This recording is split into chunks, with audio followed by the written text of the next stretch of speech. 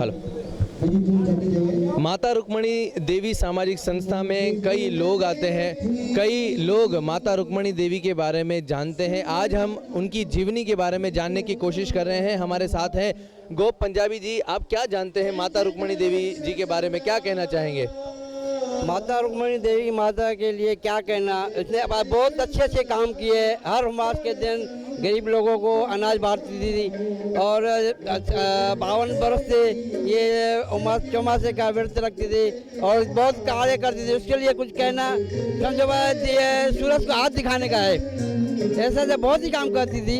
अभी कि मैं क्या बोले क्या ना बोले, बहुत अच्छा काम करती थी और इससे दर पे जो भी आया है वो खुश होके ही गया है। माता रुक्मणी देवी के लिए आपको कुछ ऐसा याद आ रहा है कि माता जी और क्या संदेश देती थी, लोगों से क्या कहती थी? माता संदेश ये देती थी, पहला दूसरे का भला करो, उसके सदके हमारा भला हो जाएगा। वो बोल रही थी सबको।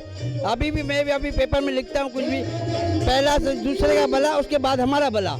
ऐसा आज उनके कामों को उनके ही सुपुत्र दीपक रोहिरा जी अंजाम दे रहे हैं, उनके बारे में क्या कहेंगे? वो भी अच्छे अपने माँ के लिए बहुत नाम कमा रहे हैं और माँ के आशीर्वाद उसके ऊपर बहुत बड़ा है। समझा? चलिए, बहुत बहुत धन्यवाद, बहुत बहुत धन्यवाद। तो आपने सुना किस तरह से माता रुक्मणी देवी जी अपने कार्यों को अंजाम देती थी, लोगों के ऊपर उनका ध्यान रहता था, उनका आशीर्वाद रहता था, लोग उनके पास आते थे। उमास के वक्त भी माता रुक्मणी देवी 50 वर्षों से, पिछले 50 वर्षों से उमास की ये जो परंपरा है उसे जारी रखे हुए थी। बहुत बहुत धन्यवाद।